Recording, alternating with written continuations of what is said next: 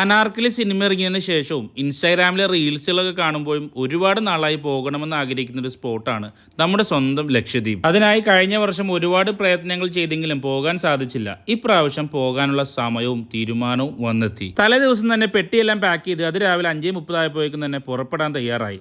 സുഹൃത്തായ അനീഫ് എയർപോർട്ടിൽ ഡ്രോപ്പ് ചെയ്യാമെന്ന് പറഞ്ഞ് രാവിലെ തന്നെ എത്തിച്ചേർന്നു.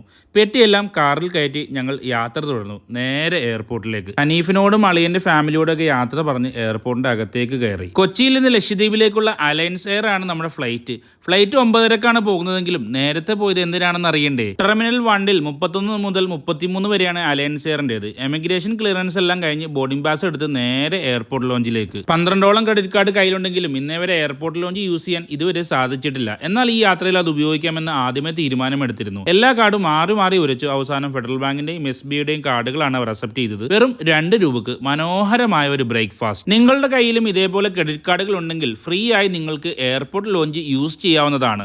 ഫ്ലൈറ്റ് പോകുന്ന വ്യൂ എല്ലാം കണ്ടുകൊണ്ട് കഴിക്കാൻ പറ്റിയ 30ഓളം വിഭവങ്ങളുള്ള അതിമനോഹരമായ ഒരു ബ്രേക്ക്ഫാസ്റ്റ് ബൊഫയാണ് ലോഞ്ചിലുള്ളത്. വെജ്, നോൺ വെജ്, പല വെറൈറ്റി ഡ്രിങ്ക്സുകളും, കേക്ക്സ് തുടങ്ങിയ ഓരോ ദിവസവും ഡിഫറൻ്റ് ആയിട്ടുള്ള ഡിഷസ് ആണ് ഇവിടെ അവൈലബിൾ ആയിട്ടുള്ളത്. നിങ്ങൾ ഇതിനു മുമ്പ് എയർപോർട്ട് ലോഞ്ച് യൂസ് ചെയ്തിട്ടുള്ളവരാണെങ്കിൽ നിങ്ങളുടെ എക്സ്പീരിയൻസ് കമന്റ് ചെയ്യുക.